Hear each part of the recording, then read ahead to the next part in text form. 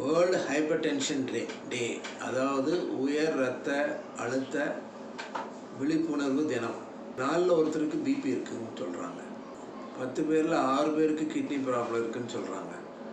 High blood pressure என்பது ஒரு silent killer disease. அதாவது பிளட் ப்ரெஷர் இருக்கிறதே நமக்கு தெரியாது பெரும்பாலும்.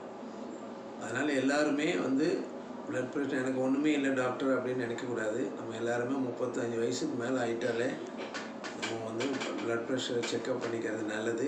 பிளட் ப்ரெஷர் மட்டும் இல்லை, சுகர் இருக்கான்னு பார்த்துக்கணும், உப்பு இருக்கான்னு பார்த்துக்கணும், கிட்னியை பார்த்துக்கணும். நான் அதனால தான் சொல்கிறது, ஒவ்வொருவரும் ஒவ்வொரு பிறந்த நாளின் போதும் இது புது சட்டை வாங்கணும், கேக் வெட்டணும் அப்படிங்கிறதோடு இல்லாமல் ஒரு முழு உடல் பரிசோதனை செய்து கொள்ள வேண்டும். குறிப்பாக இதன் மூலமாக வெளியே தெரியாத வியாதிகள், பிளட் ப்ரெஷர், சுகர் இதெல்லாம் நம்ம தெரிஞ்சுக்கிறதுக்கு ஒரு வாய்ப்பு.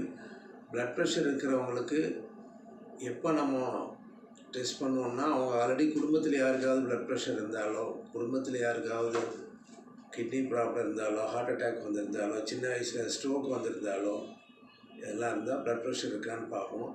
பிளட் ப்ரெஷர் இருக்கிறவங்களுக்கு பெரும்பாலும் அறிகுறிகள் இருக்காது. அறிகுறிகள் வரும் பொழுது அவங்களுக்கு தலைவலி வரலாம், தலை சுற்றல் வரலாம், மயக்கம் வரலாம். சில சமயம் அவங்களுக்கு இருதயம் சம்பந்தமான அறிகுறிகள், படபடப்பு, மூச்சு வாங்கிறது. அதுபோக சிலருக்கெல்லாம் தெரியாமையே பிளட் ப்ரெஷர் இருந்தால் திடீர்னு அவங்களுக்கு ஸ்ட்ரோக் எனப்படும் வாத நோய் ஏற்படலாம்.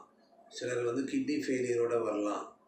அதனால் பிளட் ப்ரெஷருங்கிறது நமக்கு ஒவ்வொருவருக்கும் தெரிய வேண்டிய முக்கியமான நோய்.